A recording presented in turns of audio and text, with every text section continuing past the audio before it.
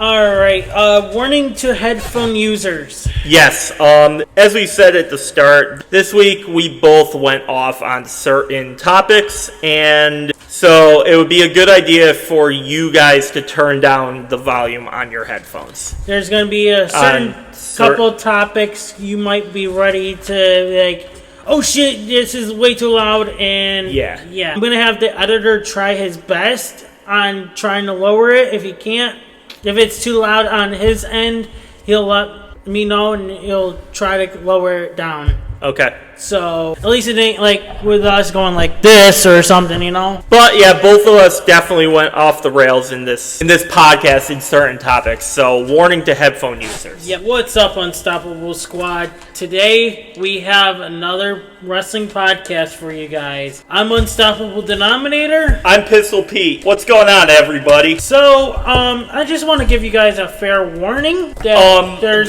gonna be a lot of crash outs on this episode. We'll let you all know in which topics to put on to turn the volume down on your headphones, but there's going to be a lot of headphone warnings in this podcast. Exactly, because it's been one of those weeks for the Unstoppable Denominator and myself. We have things that we got to get off our chest. Yes, seriously. And this is a lot, and there's a lot here. And before we went on air, we were like, all right, which topic are we going to cover that's going to be for us to cover? Mm-hmm. Because when we were reviewing, English! Can you already? Are you a minute in? It's a minute and 15 seconds in, and you're already acting like a stupid opportunator. Opportunator! If you guys missed last week's episode of the podcast, we have to have crybaby Cody Rhodes in it. Can't give any opportunities to these other opportunitors. Opportunitors? I don't know. Shut up. English! Unstoppable! Opportunitors! That's not a word! Whatever, you know what I mean, I hope. And Jesus Christ. So yeah, last week's episode was one of those episodes where things just happen. Let's dive into some topics now. Unstoppable has received hate messages, and I'm sure I'm trying to word something, it's like, it feels like, yes, I'm a heel, but it just, I don't like it. Yeah. I don't like the way how things are with that character. Okay. He has received hate over the years, and I can't speak for him because I am not the Unstoppable Denominator. That's when that comes to video responses. But I will say that this man busts his ass for you guys. There are points behind the scenes. There are points where I might not be all in for something, or I might be exhausted because after work, but I come through for you guys because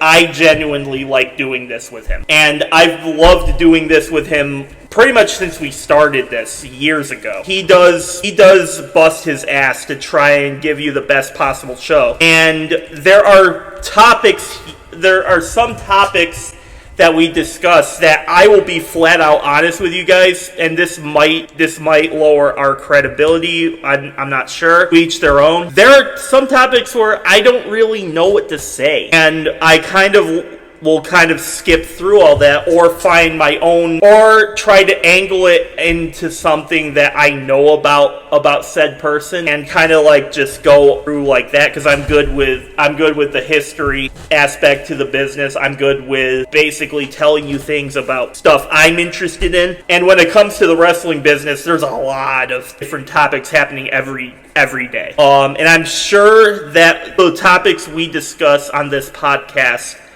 some might be big, some might be very minor, and again, to each their own, but I just wanted to point out to you that that both him and myself, we bust our ass to give you the best possible show that we can. Right, and there's an FYI. I'll just say is that there's a lot of editing towards this, and I'm not going to say who the editor is, but praise to the Lord to him Oh, yeah.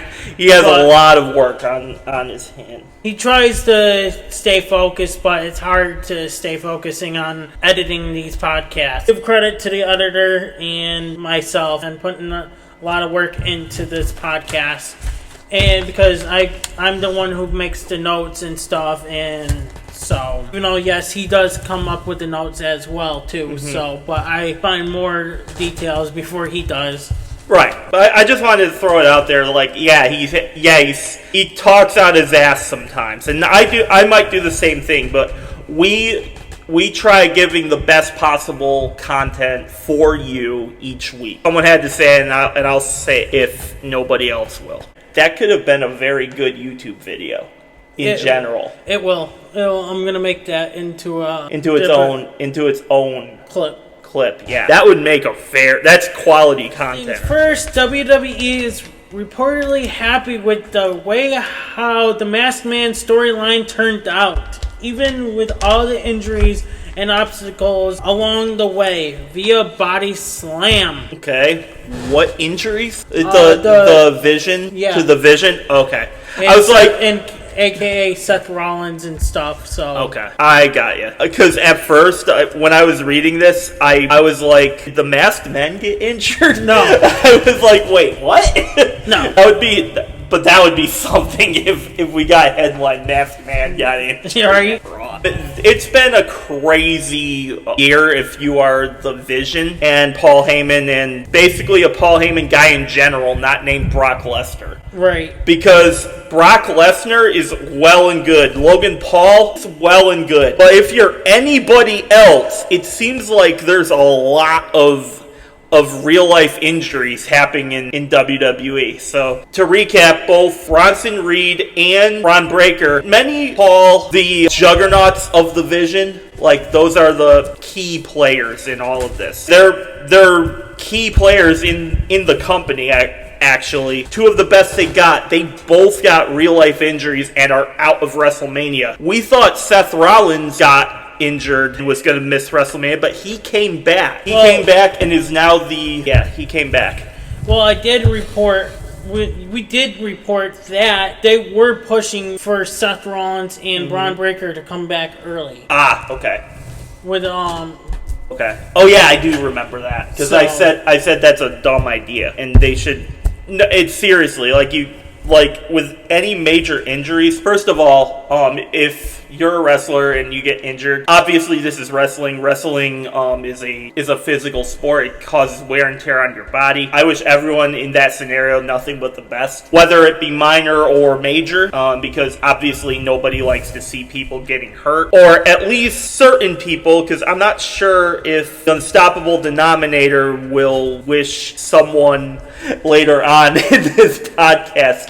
Obviously, we don't want people getting injured, but I'm not sure, considering what topic we have coming up. Maybe something in your brain will go to a dark place. Probably. I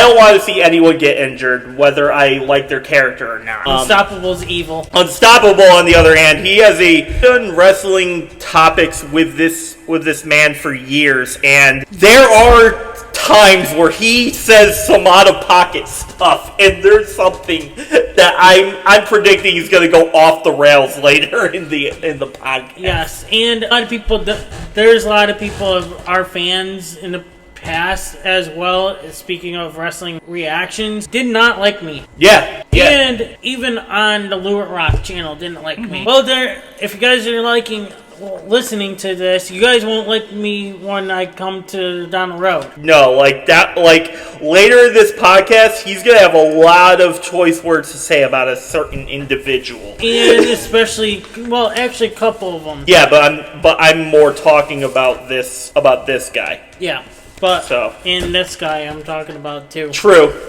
but he's. Oh, whatever. I'm just going to let you take care of that. Demolition will now go into the WWE Hall of Fame. I thought Demolition was already in the Hall of Fame. Maybe they were single-handedly, but not probably as a tag team, though. Interesting, because... I don't know. This is news to me. Yeah. I saw this probably the other day. I said it then. Like, I was kind of surprised that they haven't been elected, because that was the tag team that the New Day broke their record for the longest title reign. Not like years ago. I say not too long ago, but it was nearly 10 years ago when they did that. I don't know. There's certain tag teams when they have a stat line like that, like they have the longest title reign in history or whatever, like the most title reigns, longest title reign, whatever. Even the greatest tag team of all time. Like, to me, when you are in that topic, like in that discussion, like week in, week out, I automatically think you're a Hall of Famer. Because, like, why else would I talk? Why else would I do that? Why else would people call you the best if you're... So, that's always weird to me. Like, some of these people are getting in, like, way later than they should. I don't know. What do you have to say about it? I just want to say congratulations to Demolition on going in the Hall of Fame and everything. They've been announcing Hall of Fame really late, a little bit late this year. Yeah, AJ Styles and now Demolition. Yep. Maybe they'll announce Cena and Bray Wyatt. Who knows? They won't. No, they won't. They got their big headline, AJ. And I bet you they weren't planning for AJ to retire. No. I thought, because I bet you before AJ retired, they were like, okay, Cena's got to get in right now. Yeah, I agree, but I wish they would just throw Bray Wyatt in there. Yeah, they have to. Like, what the fuck? The guy did a lot for you guys. He came up with his own storylines and shit, and a lot of work into his characters and shit. And a lot of people loved him. Where the fuck is he in the Hall of Fame? See, I remember when Bray Wyatt passed away. That was like one of the most shocking things I've came across up to that point, because I'm like, there's no way. Like, the level of his creative wisdom he had on the entire locker room, and the ideas this guy had brought to the table, and like some he put into story, some were used later. Can you imagine what the Wyatt Six would be right now with Bray Wyatt and Uncle Howdy working together? Like, that would be like, I think we'd be on multiple title reigns at this point. I really do. I think at this point they would be like at least 3-time tag champs. At least maybe 5 at this point, because I love everyone involved with the Wyatt Six. If Bray were still alive, I feel like they would be way better. And that's not a knock to the Wyatt Six, but I'm just saying, like, that things could be a lot different. Right. Who knows? Maybe Uncle Howdy and Bray Wyatt would be a tag team champion. Right. Who knows? Since we're still in the Hall of Fame here, I want to mention is that, do you notice that WWE is now giving the call for Undertaker to just announce, hey guys, you guys are in the Hall of Fame? Why is it his responsibility? I can tell you why. Why can't you guys do it yourself? I can tell you why the Undertaker is now the Baron of the Hall of Fame. Why? Well, think about it. Like, when he was an active wrestler and he wasn't the American Badass, he was the Dead Man. He was the Grim Reaper. Like he took souls and, like, I'm gonna take some souls and dig some holes, that type of, or whatever he said. I've dug 29 holes for 29 souls. Now, when you see The Undertaker, he, instead of becoming like the angel of death, he's now more of the angel that will guide you to the afterlife. But instead of the afterlife, guiding you to the Hall of Fame. That part makes sense if you think about it. Like, maybe Triple H could announce Stephanie McMahon instead of The Undertaker. Right. Maybe Triple H could announce John Cena down the line. Who knows? Or Kurt Angle announce Cena or whoever, right? Yep. That's neither here nor there. it makes sense for The Undertaker to be that guy because it fits not only the character, but it fits the greater picture. Yep. In, like, the spiritually, it fits the lore spiritually. And alright, well, now it makes sense to me now, so. Anyway, congrats to Demolition. They're one of the GOATs, so I'm happy to see them. Oh, this is my topic, and I have a lot to say here. So our next topic is WWE reportedly has no plans for Royce Keys following his debut in the Royal Rumble. Despite being backstage at several shows since the Rumble, including multiple episodes of SmackDown, which is said to be his assigned brand, creative has nothing lined up for him at this time. It's also unclear when Keys will appear on WWE television again at this time. Source WrestleVotes. It blows my mind, and WWE isn't the only one that's done this. AEW does it, TNA does it, Ring of Honor does it, New Japan does it. Basically, any wrestling company is guilty of doing this, what I'm about to say. They'll sign a person who is one of X company's main players, sometimes that person will be the marquee figure behind the plans for that specific night. And makes sense why WWE,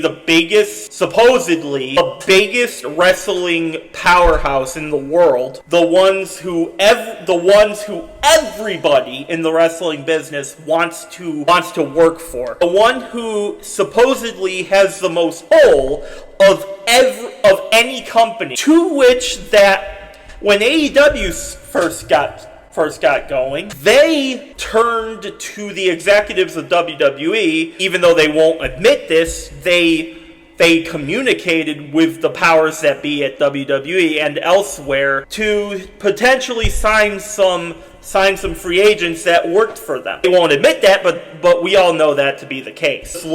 Just look at anybody from that initial class that they signed. They got Chris Jericho, Cody Rhodes, Jake Hager, Dustin Rhodes, Big Show even, then Mark Henry, Jim Ross. You get the point that I'm trying to say. Okay, let's flip that back to this topic. Yes, it makes sense that WWE wants a guy like Royce Keys, formerly known as Powerhouse Hobbs. What doesn't make sense is that they have no plans for them, even after they signed them. Then what was the point of signing a guy like that? What is the point of signing anybody to any company, really? It could be a company like WWE, it could be a movie company, it could be a film studio, it could be a grocery store. If you have no plans to use them, then why sign them to a contract? Yep. It makes absolutely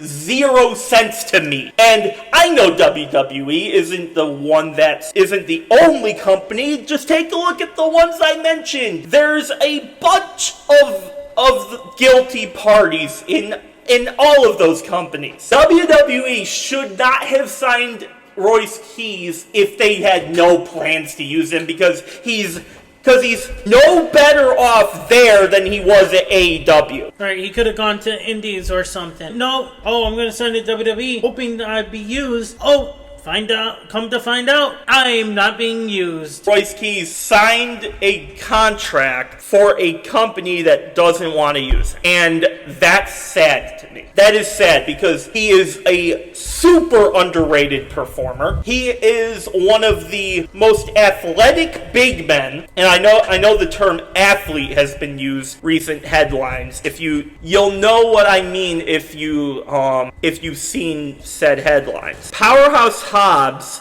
in particular, was one of the most athletic big guys you'll ever see. And I thought the name Royce Keys is stupid. From here on out, I'm going to call you Powerhouse Hobbs, even though you're no longer Powerhouse Hobbs. He is one of the best athletes that I've ever seen a big man. as a big man. And you kind of want a guy. I can think of one match right now.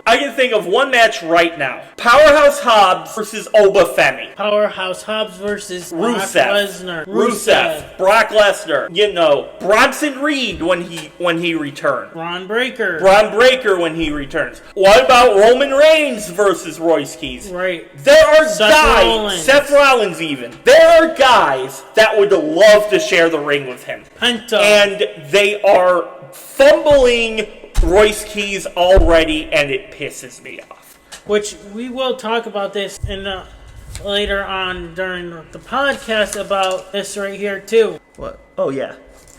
Oh boy, it just those things just, I don't know, guys. It just it really irritates me. If you don't have anything for any of these superstars, I'm talking about each and every company. Indies, WWE, AEW, TNA, AAA, New Japan. If you don't have anything for them, don't fucking sign them. Yeah, use your fucking brains. If you don't have anything for them, why sign them?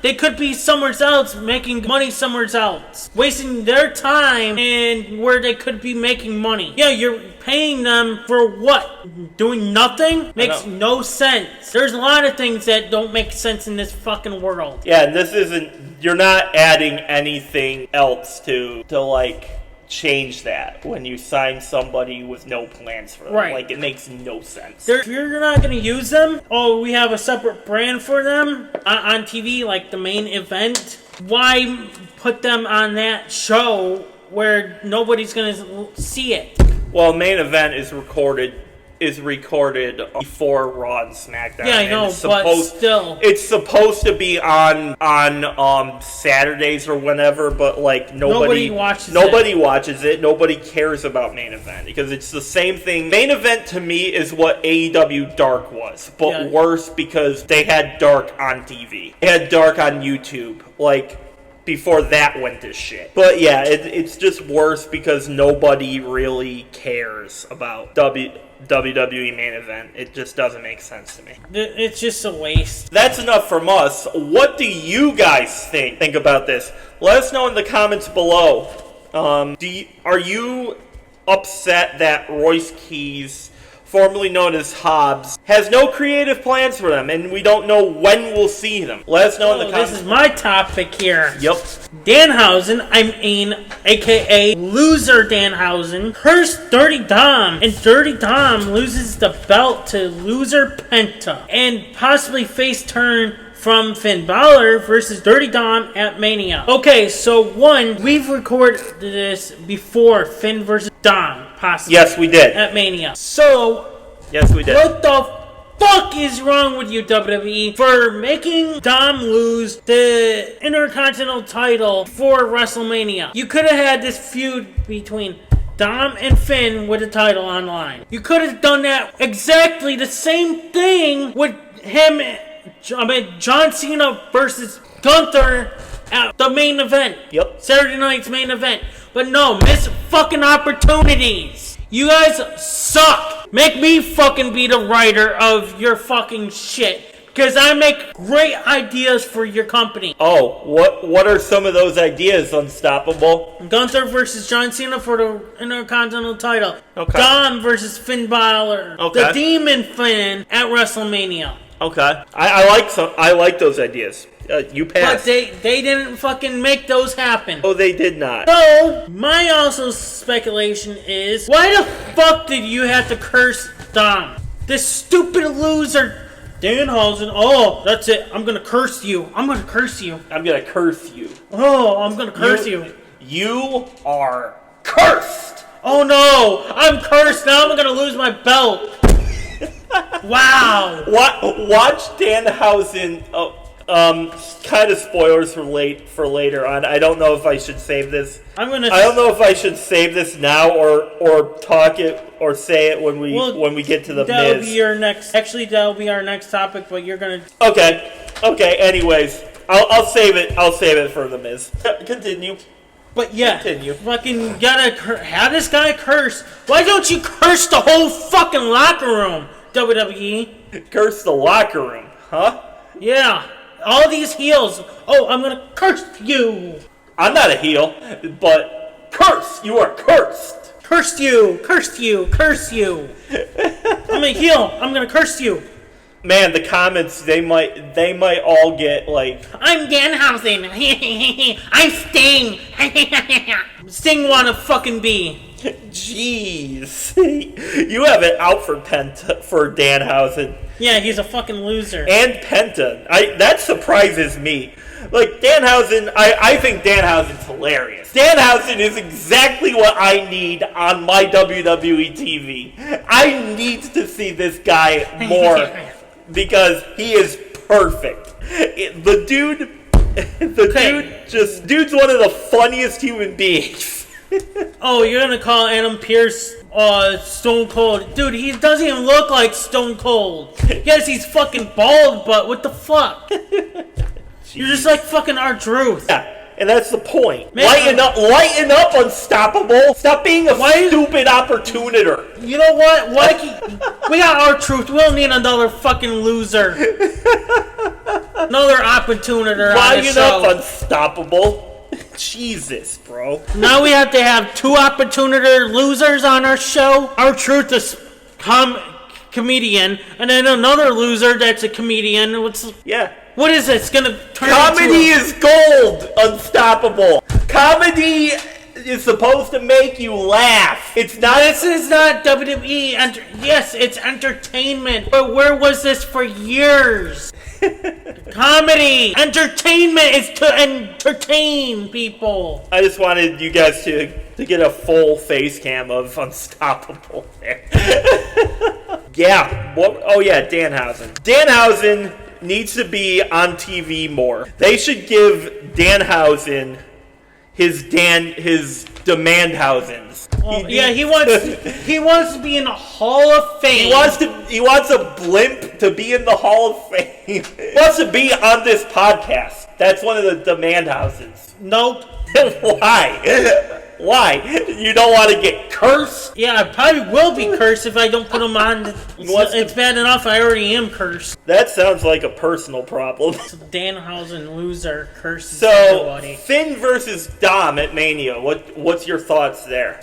I want to see Demon, but it ain't gonna happen. I think this is gonna happen. I think we're gonna get Finn Balor versus Dirty Dom. It doesn't even have to be for a title. I just think that's money. I just think that's a money-worth match. I would pay to see that. I would pay to see that. And then Sign me up. And also, same topic here, which we'll talk about in a minute after this clip. R-Truth and Danhausen. Oh, right here. Danhausen curses. Okay. R-Truth and Danhausen, okay? Make those two a tag team. And once R-Truth turns on Danhausen, R-Truth gets cursed. Will R-Truth know he's getting cursed? Probably not.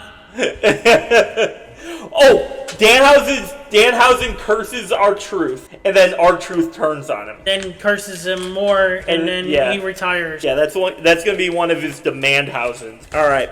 Let us know in the comments below. What's your thoughts on Danhausen? Danhausen even more. Loser Danhausen curses The Miz. Well, possibly curses The Miz if he doesn't get his demands. Demandhausens.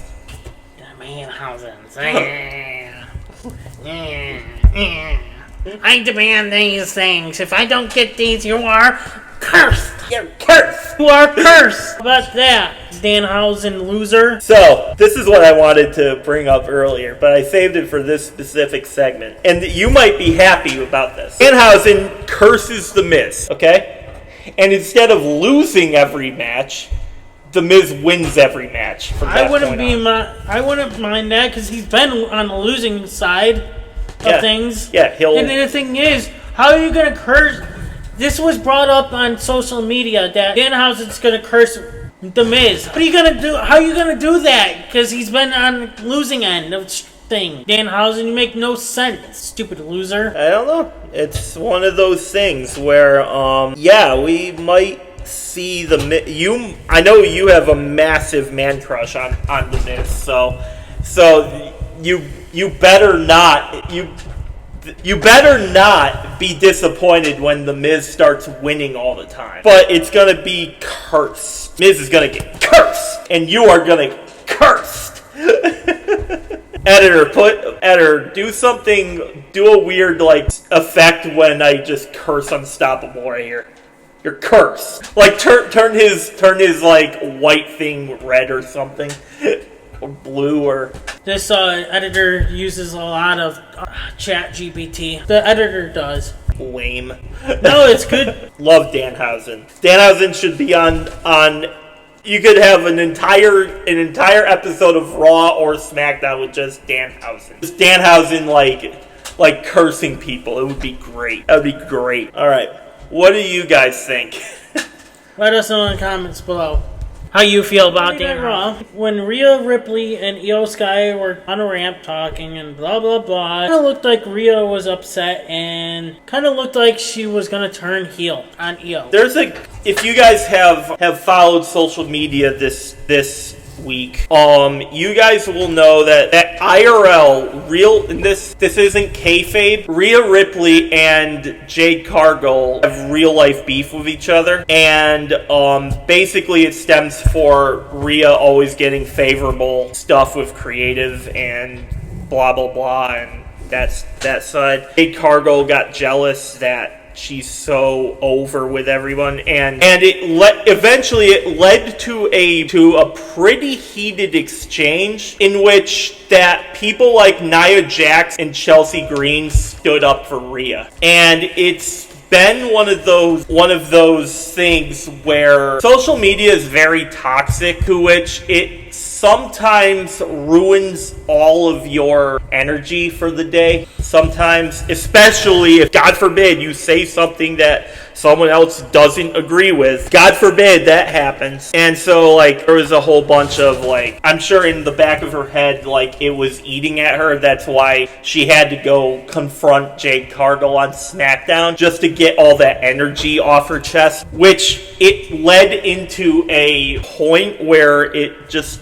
my arms and my legs and my chest and my you get the point. Like, they're bigger and better than yours, and it's like, really, this is how we're treating these guys now. It's like, what are you guys even talking about? Yes, they're both very fit. Yes, they're really, like, muscular and really attractive women. It's like, why do they have to put it in the script that they're attractive? Or that stuff always kind of makes me cringe a little bit. Right. It's like, why? Do you have literally anything else for them? And there's a lot you can do with Rhea Ripley and Jade Cargill. I just don't necessarily think that's the direction they should go into. But yeah, I don't really think she was gonna turn on Io. I just think she had a lot on her mind, and it was kind of like getting at her. That's where I'm coming from here. Like, example, maybe probably because she's losing her best friend and going to a SmackDown instead of staying with her friend. Probably. But yeah, and if she does win the WWE Women's Championship, she's probably going to be on SmackDown more often than Raw. There might be a split in that pairing unless we get a draft and Io Sky goes to SmackDown, which I don't really see right now. Hey, it could happen. But yeah, unless that sort of thing happens, she's going to be on SmackDown a lot more. I do think she's beating Jade Cargill at WrestleMania. Yeah, I could actually see it because why? Thanks to Bianca Belair. Mm-hmm. I think I said this in last week's podcast. I think you did too. I think you did mention Bianca last week. Even though, yeah, she might not be able to do a little bit, but she might just go out and distract Jade, set up a potential feud between those two. Once her finger gets fully healed, even though, yeah, she's doing a lot of rehab on that finger, I think she should be cleared by a month or two. I mean, we'll see what happens. So, hopefully her recovery's going well. I think she had, like, finger surgery or whatever it was. Because her finger broke. Okay. And she never even, it took like a couple months to get it repaired. Let us know in the comments below what you guys think of Rhea. Is she gonna turn on Io Sky, or was this overreactions on our part. Let us know in the comments below. So, CM Punk will bury Roman next to his father. Punk, you are an asshole for saying that. You better be prepared to get some backlash. I hope he got some backlash on that. Oh, I'm sure he did. Because someone said it was not even scripted. Yeah, I'm pretty sure he did, yes. And I hope you're ready to deal with Jimmy and Jay and the rest of the bloodline. Even Jacob fought too, and Solo Sikoa, because they might come after you. They probably beat him up backstage. I know, right? Or yeah. Just, like I said in our group chat, I think Punk has a death wish. Yeah, my thoughts are this. So in the world of wrestling, family is often brought up a lot. It's a line that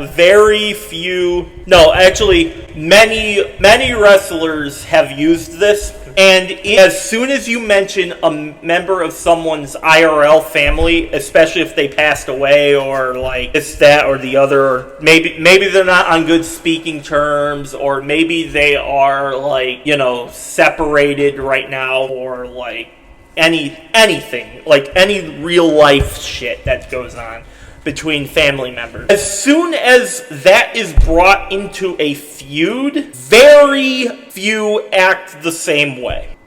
Some, like Vince, I can tell you, like because I was at the arena when this happened. It was when Kevin Owens brought up Shane McMahon. It's when Kevin Owens and Shane McMahon were having a feud, and Kevin Owens said some really offensive words towards Shane about Vince McMahon, and that set him off, and that sent Shane off, rightfully so. And I remember Vince McMahon telling him, after Shane was like, did I overreact against Kevin Owens? He was like, and I remember Vince going to him and saying, I didn't think you did enough. Meaning, like, as soon as you bring in family, especially if the person that is dealing with the comments is a heel, like, sometimes that's all they need to kick your ass. And I feel like Punk definitely should have said something, because the segment right before this, Roman Reigns went off on Punk for other stuff, like due to their history and whatnot. And he said, "Oh, I'm gonna beat you. I'm gonna take your title. Blah blah blah. And I'm gonna retire you. And we're gonna do one of those retirement tours that we did to John Cena, that sort of thing." And Punk really didn't have time to react, because as soon as Roman Reigns was done, he dropped the mic and left. I feel like Punk definitely, that was a mistake on Roman's part. I feel like Roman should have given Punk time to retort. However, the stuff that at the very end about him burying Roman next to his father, I feel like that crossed the line. I feel like, yes, he should have said something, but I don't think this was the angle to do so. Oh yeah, that's really all I got on this. Yeah. Remember how Punk had backstage problems with Jungle Boy? Mm-hmm. This is probably the same situation where he got in trouble with the family backstage. Well, also, yes, it could have been, but like we don't know what happened backstage. I mean, there was that camera footage of Punk shoving him a little bit.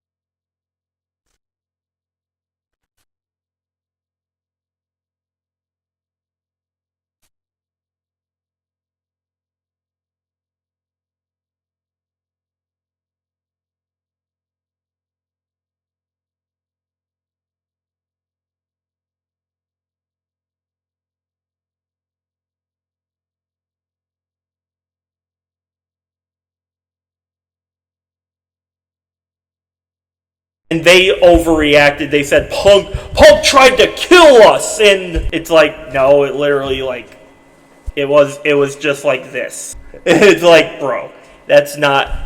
he didn't try to kill you. He's just doing his job, and they kind of got butthurt that they didn't do it, that Punk was doing that. And I don't know, it could have been about that, but it also could be very different. Like, everything is apples and oranges, and it seems like Punk's moved on, and it seemed like AEW's moved on from each other, and that should kind of be where that ends. You might have a point, though. It might have been, there might have been some family involved, but you don't mention, but family is one of those things where you don't mention it, like you don't badmouth someone's family.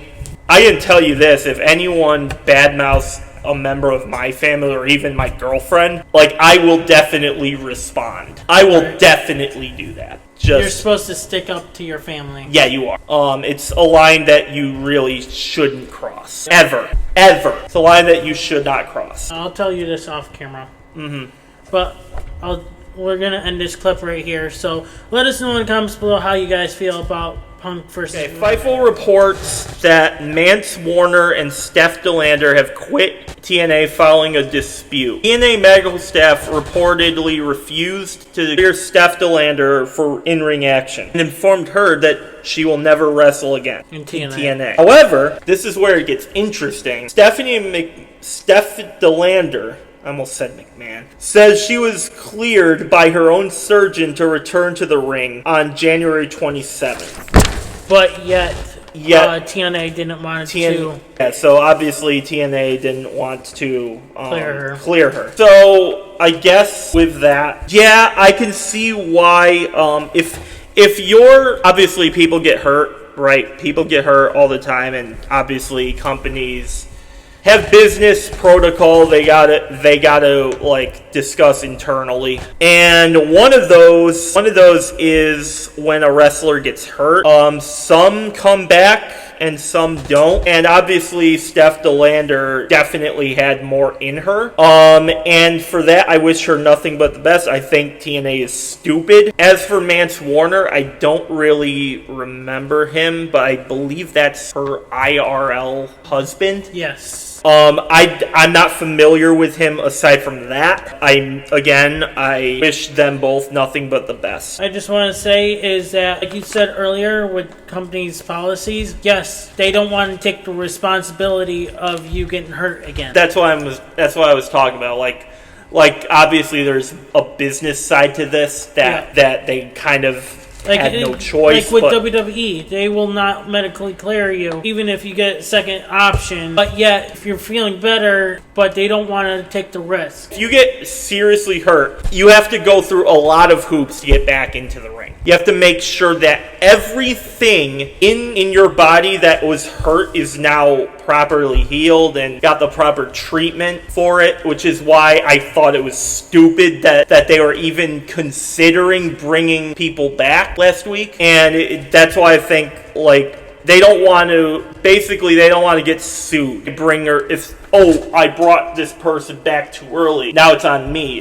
Which I think that's dumb too, but it should be on the wrestler. But there's a business side to this where that's why TNA is basically protecting themselves by doing this. However, if it's true that DeLander got cleared by her surgeon, this isn't her friend or even Mance Warner. This is a professional surgeon. If that is true, then I think she should have came back to the ring. But the thing is, yes, it's her surgeon that cleared her, but she's got to make sure she's cleared by the company too. Yes. Okay, but what if she doesn't look great in that ring and she's still hurting? True, I guess that's where I'm trying to come from. Yeah, I guess you got a point there, but I'm saying if this is a professional surgeon, they may or may not work for the company. I'm going to assume it's a private surgeon and not a TNA surgeon. If that is true, I just think the company should have let her compete.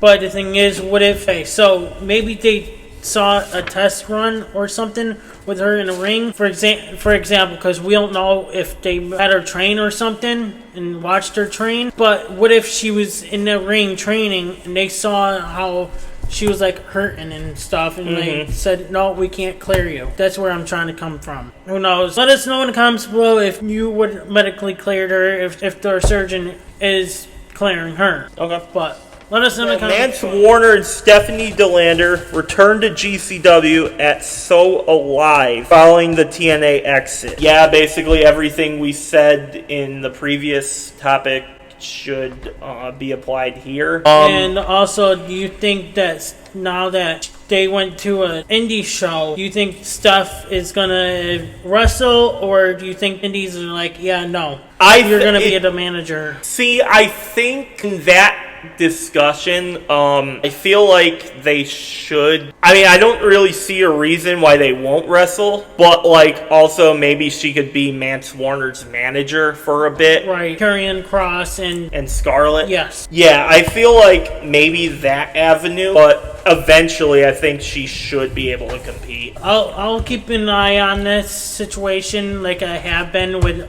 other companies stuff. Glad to see they got hired though, at least. Right. So there's a chance that she could wrestle again. But I want to give props to Mance Warner though. I kind of respect him for sticking up for her and having her back. I respect that a lot. I probably would have done the similar thing. Definitely, I'm good to see both of them get a job quickly. Alright, let us know in the comments below how you guys feel about this topic. David Finlay, Gabe Kidd, and Clark Connors are now signed to AEW. I know David Finlay, but I don't know Gabe Kidd and Clark Connors. I think they were members of his Bullet Club faction. I could be wrong though. I believe that's... Yeah, it says Clark Connors was a part of he was a two-time tag team champion, and I'm assuming it's with Gabe Kidd. Yeah, they were both members of the Bullet Club with David Finlay. Okay. So all three are signed to AEW. All right, well, makes sense now. It's good to see David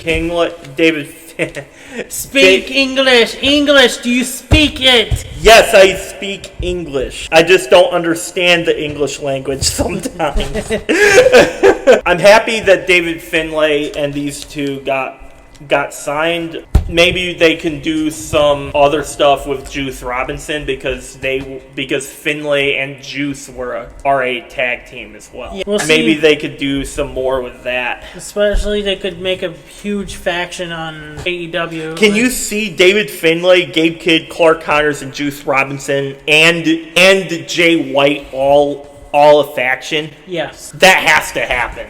Since they already got a big faction like Andrade and so on. Yeah, they have to. So they have to do something like that. I see you guys. Now let's hope these guys are used properly. Maybe they go after some sort of... I think Dave Finlay could be added to the mid-card and main event pictures. We'll see. How far is Tony Khan going to take them, though? Who knows? Let us know in the comments how far you guys think they're going to go. Response to whether she feels frustrated with her current situation. A little bit, yeah. It's more of like I can feel like I love to constantly evolve, and like if I'm in these spots where I feel I don't know, I could be doing better, or I know I could be doing more, I just try to figure out with what I can do with what's in front of me. Yeah, the Busted Open podcast.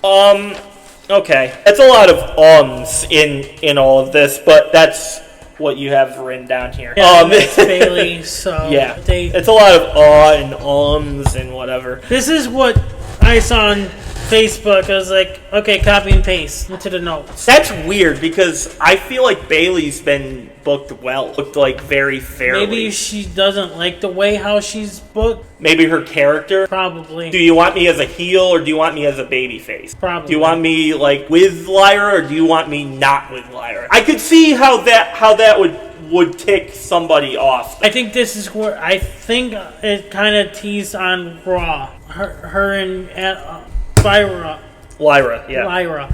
we're going to Adam Pearce about going to get her a title shot. I don't know. I could be wrong, but that would make sense. Yeah, I could definitely see Bayley being frustrated because even I'm to the point where I don't really understand what they're doing with Bayley. Like, do they want her as a heel or do they want her as a babyface? And obviously, she's been both really well. She's done both and excelled at both roles very well. I personally like her more as a face because I feel like it's more natural for her, but I could definitely see how she would be frustrated because if maybe Bayley wants to be a heel again, and they're currently like in this limbo with her character. Where, like, she's both face and heel at the same time, but not really a tweener. It's like, especially when it comes to Lyra, because I don't know if you saw the clips, but there was a point like last year where she went to attack Lyra Valkyria, but then in the very next segment they're friends. Yeah. Like they're like all in the span of like a match time. It's like what do you want me to do? And now they've thankfully got rid of that, and they're booking her as a face, but maybe she wants to be a heel, and they're just not letting her. Or she doesn't like her character being the way how good and then evil. Yeah, that's what I'm saying. That's what I was saying. Like, she kind of is both face and heel at the same time. You don't really know what's going on. Oh yeah, it's just interesting. I can definitely see why Bayley is frustrated right now, but she's still my favorite women's wrestler in WWE. I don't really care. I don't know, but her style when she's in the ring, her style of competing is what I kind of look for in a women's wrestler. Like, not just the looks factor, but are you a good wrestler? And I feel like Bayley's a good wrestler too. I don't know. I'm a big fan of Bayley, and I hope she figures this out. But if let's say it doesn't get resolved, and you see her going elsewhere, AEW. Yeah, I could see that. That's probably her real name. Yeah, I know, right? So, not Bayley. Yeah, it's not going to be Bayley. It's going to be her real name, probably. Alright, let us know in the comments below how you guys feel about Bayley's character-wise.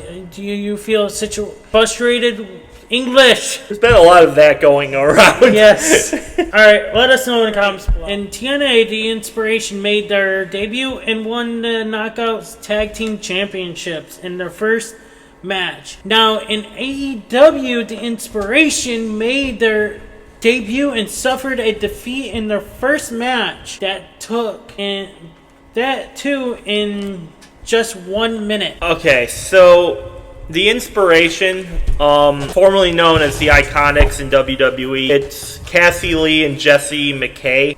They were Billie Kay and Peyton Royce over in WWE. They are one of my favorite tag team. Like, in general, I just love their energy. I just love what those two can do in the ring together. Right. Yeah, they can get annoying sometimes, but it's just, I don't know, man. Like, they have comedy gold times, and they are also very good wrestler. I guess this is just like what I was saying earlier. Like, in AEW, Tony Khan kind of runs things like, if you're his favorite, you'll get pushed. Get the pushes, you'll get the merch, you'll get everything like that. If you're not, it's going to be difficult for you to get proper booking.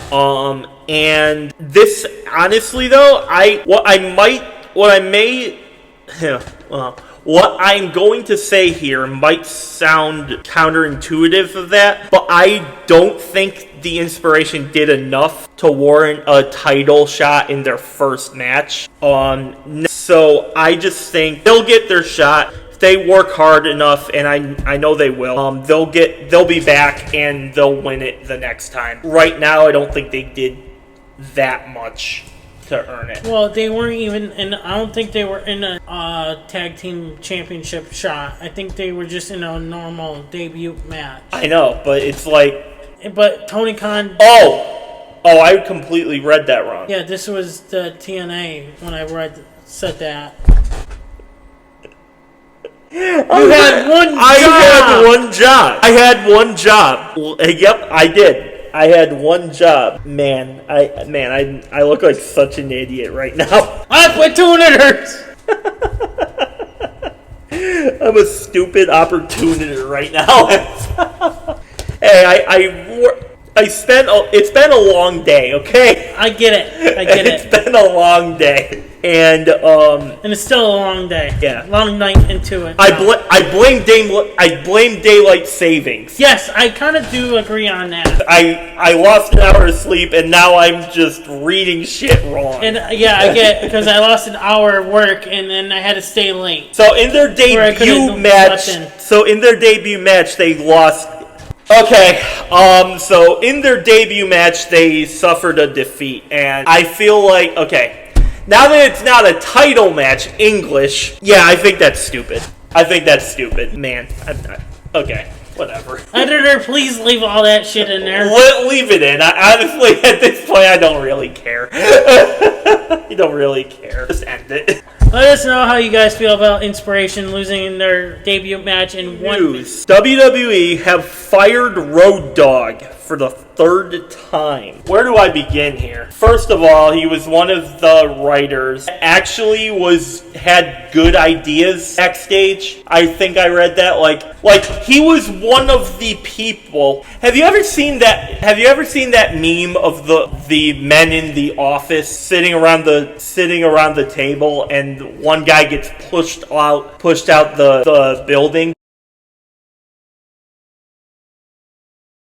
You know what I'm talking about? Well, Road Dogg was the guy who told the other members in the staff that the writers that some of their ideas were stupid, or like they didn't agree, or he thought this match could be better than that match, or like, you know, that sort of thing. And now I guess it ended with Road Dogg getting fired. And honestly, like, what the fuck is TKO doing? I don't know what this company is doing now.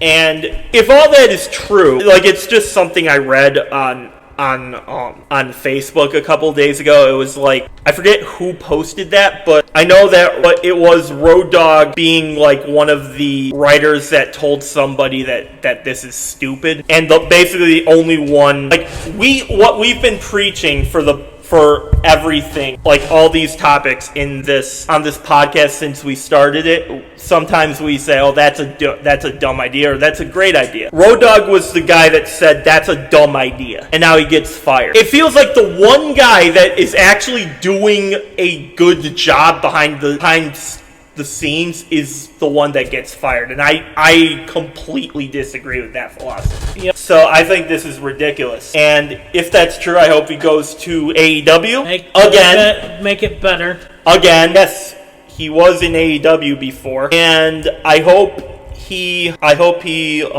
makes it better, and I hope he gets his redemption arc. And if I was Road Dogg, third time getting fired, this is a sign. Stay away. It's like 3 strikes, you're out. And if this is strike 3, okay, see ya. Okay, I'm not coming back. I'm gonna go somewhere else to put my business somewhere unless else. I have a meeting with the head honchos, I'm not going back to a company for a 4th time. Right. That's ridiculous. And get fired for the 4th time. No, I would move on and go somewhere else. Yep. What do you guys think about Road Dogg getting fired? Did you guys see similar things about Road Dogg being basically the voice of reason backstage? Let us know in the comments below what you guys have to think about. Jordan Grace has been injured. Yeah, this comes from a dark match before SmackDown, and it's pretty bad. They fear she might have injured her knee, and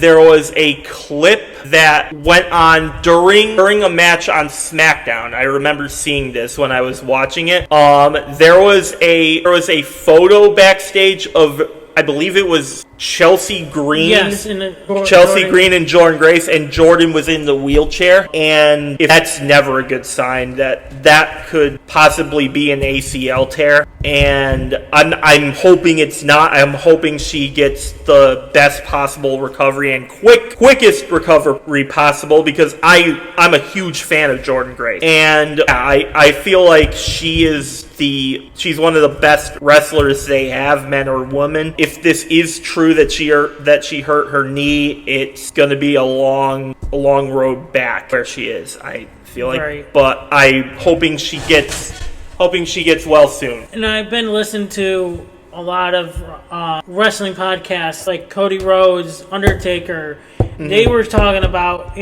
without no house shows, there's a lot of injuries happening. Really? Damn, I gotta tune into some of those, because I'm curious. Like, I always say I want to like listen to other people's podcasts and whatnot, but here's how I view things, and this is kind of Yes, hold on, sorry to cut you off. Even though even house shows, you're still going to get injured. Yeah. You're wearing and tearing into your body on house shows and the main show. Yeah. Yeah, of course. And injuries happen in wrestling. I always say that I want to follow people's podcasts, but I don't want the things that I say on this podcast to be altered by what someone else says on theirs. Right. And I kind of want to have my thoughts as authentic and myself as possible, because that's what I look for in doing this. I want my thoughts to be my thoughts and nobody else's. Yes, I might influence some of yours, but I kind of just want my thoughts to be mine, and that's why I tend to stay away from other people's podcasts. Well, I listen to it because I have something to listen to right. At work, and like if something was said during their podcast, like for the wrestling podcast, we could bring it up in our wrestling podcast. Right. But if we do so, we gotta what's our things? Right. Like we don't want to say like the same exact word for word what. But when it says via Busted Open Radio podcast, I don't even listen to their podcast. Yeah. Yeah. And speaking of Cody Rhodes, that's next. Okay. Let us know in the comments. What's your view on Jordynne Grace? Hopefully, Jordan, you get well soon, and I wish you nothing but the best. Yeah, same. And hopefully it's not. It's not serious. Cody Rhodes. I'm gonna let you have the floor with this one, buddy.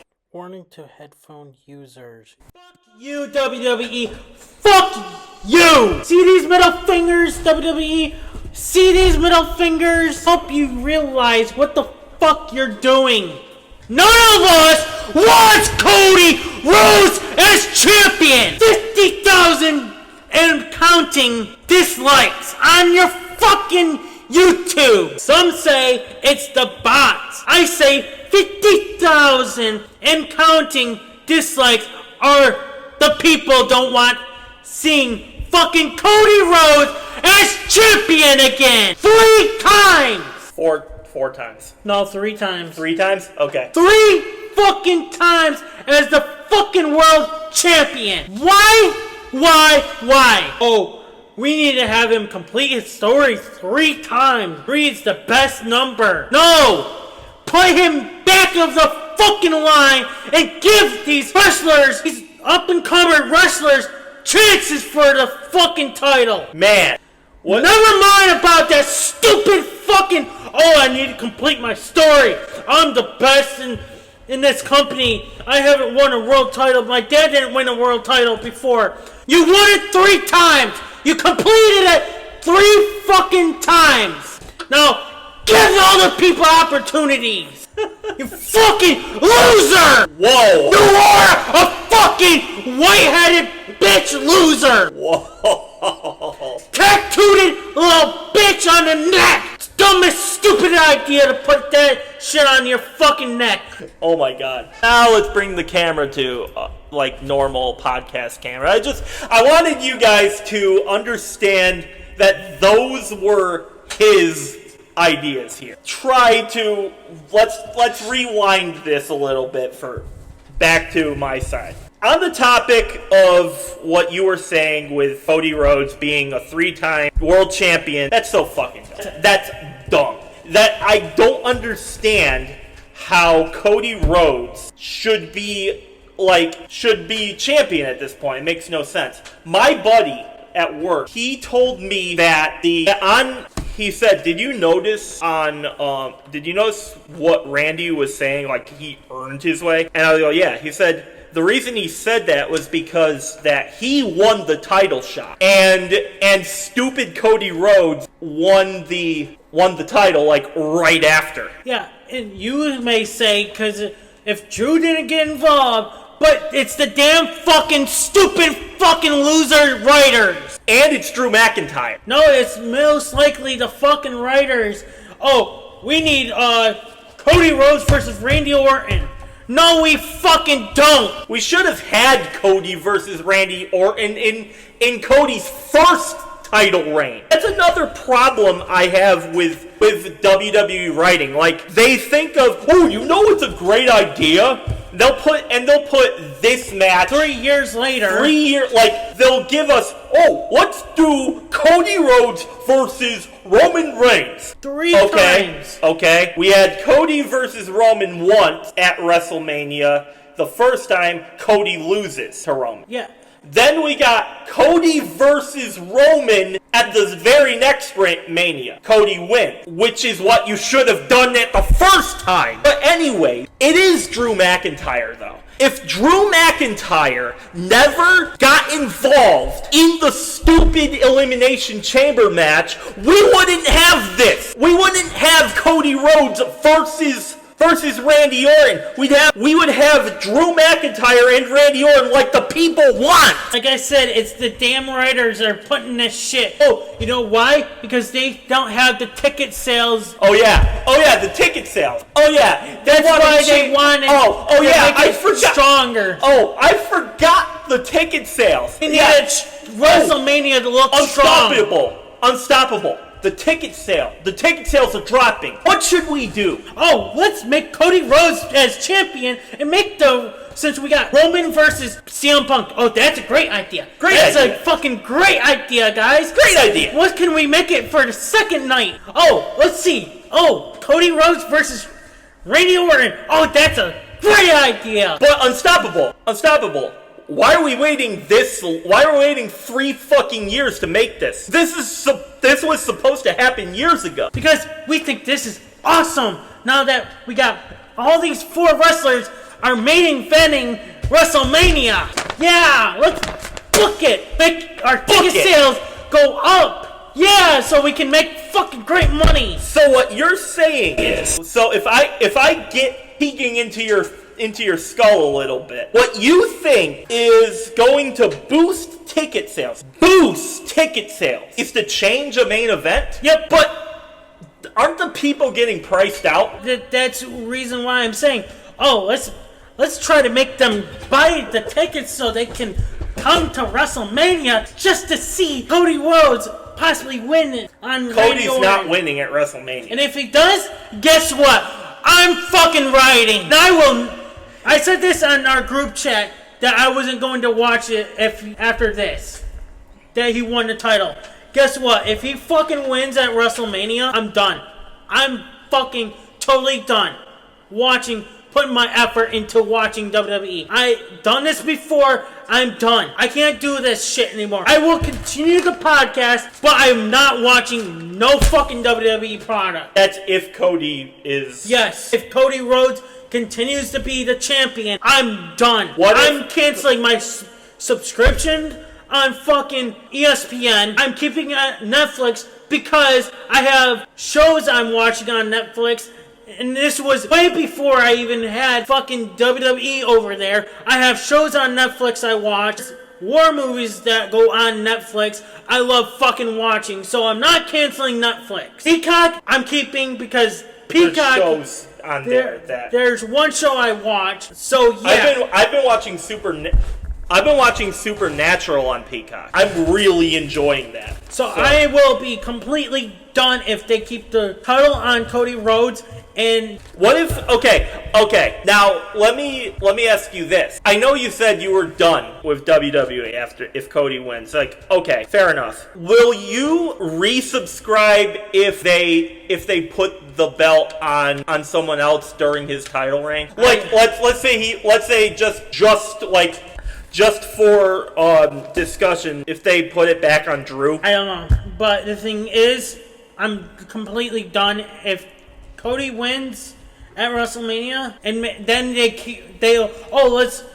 they do that, and then if they make him drop the title at Mania. What if they turn him heel? I don't care, but if they make him drop the title, and then 2 months or a month later make him win the title again, you're gonna lose fucking viewers. People don't want to. Come on, you're gonna give this man a fucking title after dropping it, and then winning it, and then dropping it, and then winning it. Makes no fucking sense. What happened to you? We reported this on the fucking podcast. You guys were gonna put Cody Rhodes back in the line. What the fuck happened there? And give other people opportunitors, I had to throw it in there, opportunitors to be in the title shot. Like Sami Zayn needs to be in that title reign. But no, we have to, you know what? I think Sami might cost, if this does happen, I'll be fucking happy. If Sami costs fucking Cody Rhodes the title, I'll be fucking happy. I would love that, actually. I'm maintaining the thought. I do believe we are going to get Sami Zayn as world champion this year. And Kevin Owens, Sami's going to be like, yep, I should have listened to Kevin Owens.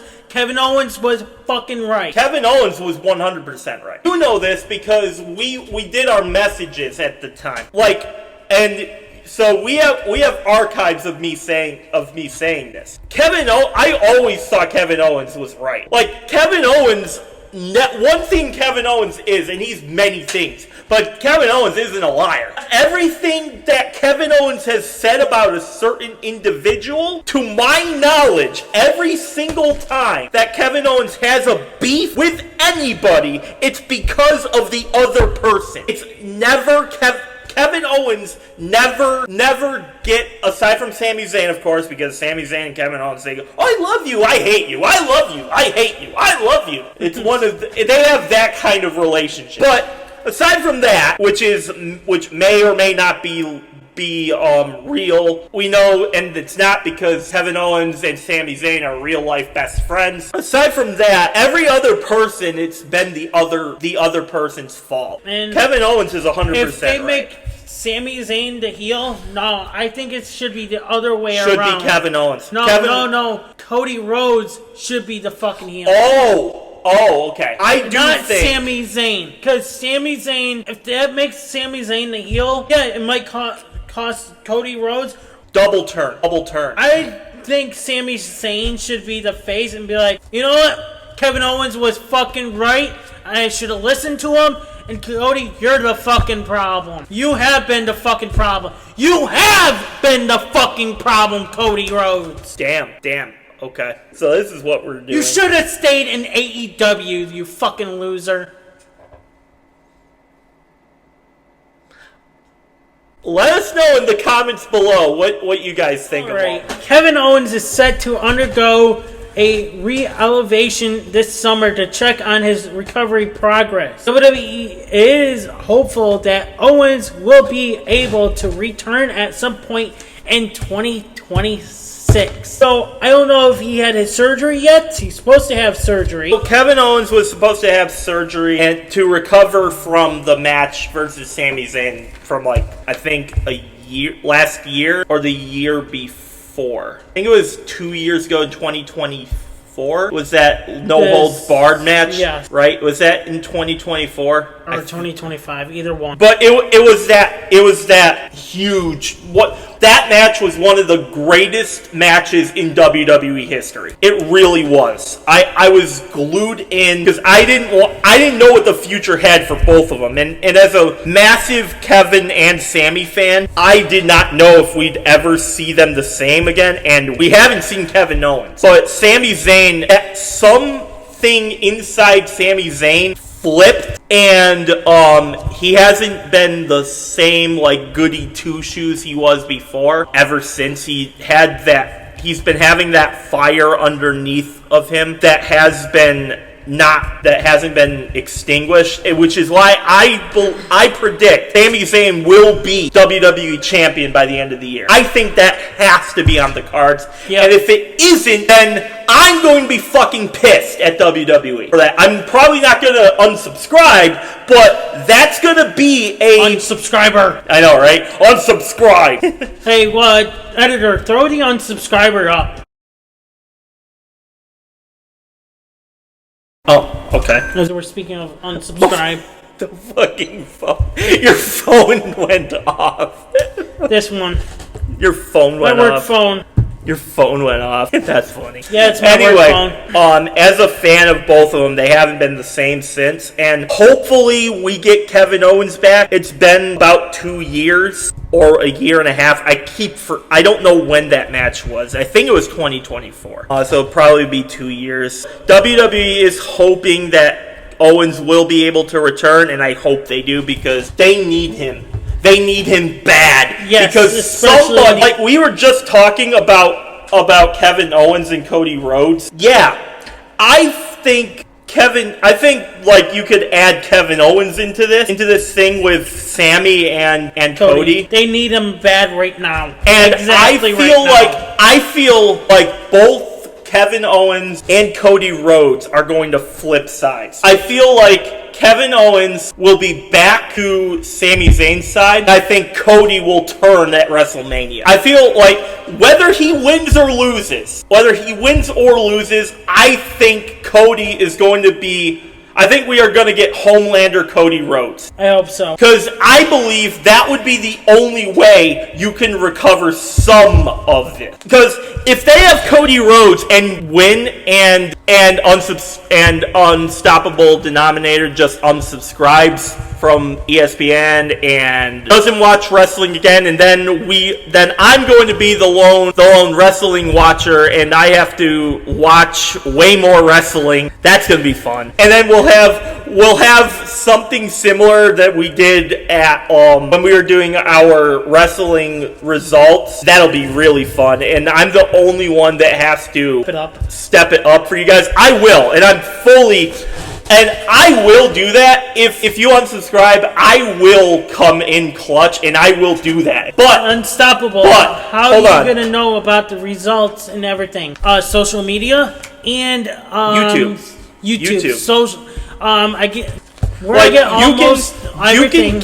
You can get basically every ounce of information you need from their YouTube page. See Wrestling tells me about each and every match. Yeah, and you can get. There are other channels where you can get information about basically anything on YouTube. But if I have to be the lone wrestling watcher like Raw, SmackDown, even AEW from time to time, I will do so. But yet you are pretty much the lone. Yeah, I am right now, but I'm the only reason why I say is because I only watch Raw because I work nights and I can't watch SmackDown or NXT when I'm sleeping and getting ready for work. It's the only NXT's on Peacock though. Yeah, but still. Oh yeah, Peacock's dumb and they don't get their newest content for like 3 weeks or whatever it is. Like it's always cable that has the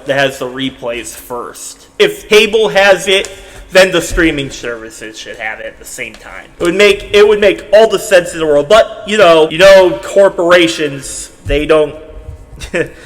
They can like pull some strings to do what they please. That was like when they did it on WWE Network. Like I was saying, if Cody wins and unsubscribe and Unstoppable Denominator unsubscribes, and you still have Cody face, that will piss everybody off. That will piss everyone off because the only way you can get some of those people back is if you're doing something that they don't expect. And I think a Cody Rhodes heel turn, while most of us expect him to turn heel, I don't think all of us do, and there could be some people that say, let's see where this goes. And if it goes to shit, well, fuck you. Well, if you guys have been listening to Cody Rhodes' damn podcast, he goes, I can't be heel. Cody Rhodes, I'm sorry, but you have to be heel. No one likes you, you fucking loser. Damn, okay. I think the reason he doesn't want to be heel is because of his Stardust gimmick. Oh, wow. My gimmick of Stardust. Cody.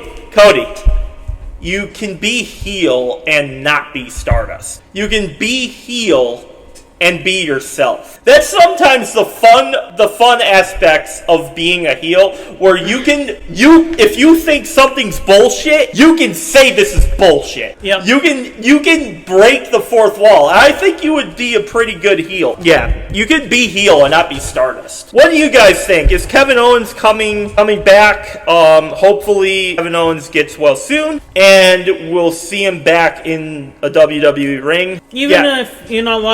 Even if Kevin Owens is not medically cleared, I hope he just comes back and tells Sami Zayn, look, you need to do something about Cody. Because he's right.